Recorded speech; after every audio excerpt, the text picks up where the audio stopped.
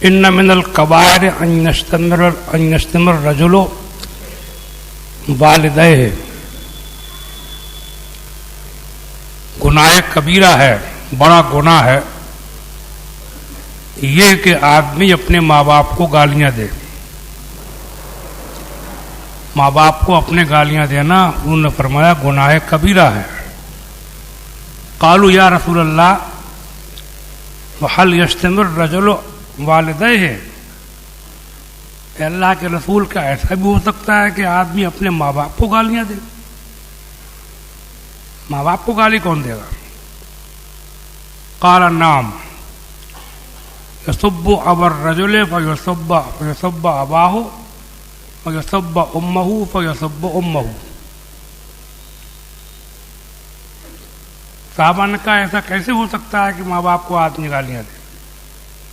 انہوں نے فرمایا کہ ہو سکتا ہے اس طریقے کہ یسب الرجل اباہ، کہ تم میں کا کوئی کسی دوسرے کے باپ کو گالیاں دے.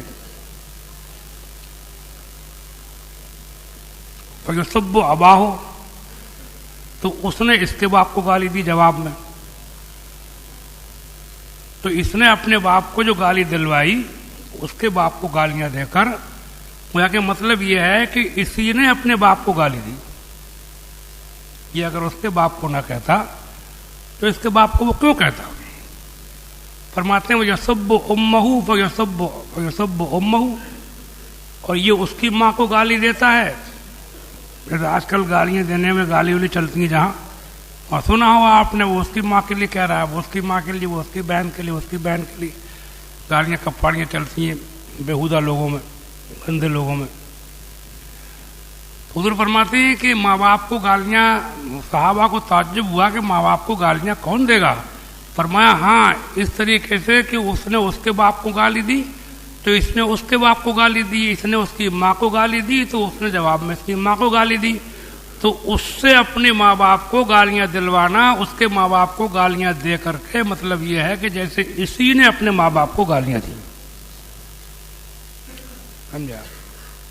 یہ مطلب ہوا حدیث کا. اچھا یہاں ایک بات ذرا سے یہ بتا دوں کہ صحابہ کو تعجب ہوا اس بات پر جب حضور نے یہ فرمایا یا رسول اللہ، حضور نے فرمایا کہ ماں باپ کو گالیاں دینا گناہ کبیرہ ہے، تو صحابہ نے کہا یا رسول اللہ کیسے ہو سکتا ہے ماں باپ کو آدمی گالی دے؟ مطلب ان کو تعجب ہوا اس بات پر کہ ماں باپ کو بھی کوئی گالی دے گا. تو اس زمانے میں تعجب کی بات تھی، لیکن آج کے دور میں کچھ ایسی واقعات بھی سننے کو ملے ہیں کہ اب اس میں تعجب نہیں رہ گیا ہے، بلکہ اب ماں باپ کو گالیاں دینے کا رواج ہو گیا ہے.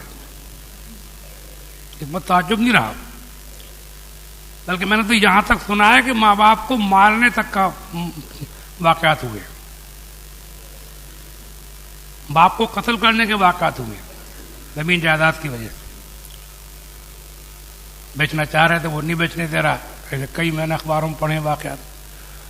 تو اس پہ دیکھیے کہ کتنی دنیا بدل گئی کہ صحابہ کو تعجب ہوا یا رسول اللہ ماں باپ کو گالیاں کون دے دے گا؟ حضور نے اس کا مطلب بتایا، ماں باپ کو گالیاں دینے کا مطلب یہ ہے. لیکن آج وہی مطلب نہیں رہ گیا، آج وہ حقیقت بن گئی ہے. بہت سے گھروں کے ایسے واقعات سننے کو ملے ہیں کہ ماں کو گالیاں دینا ہے، باپ کو گالیاں دینا ہے.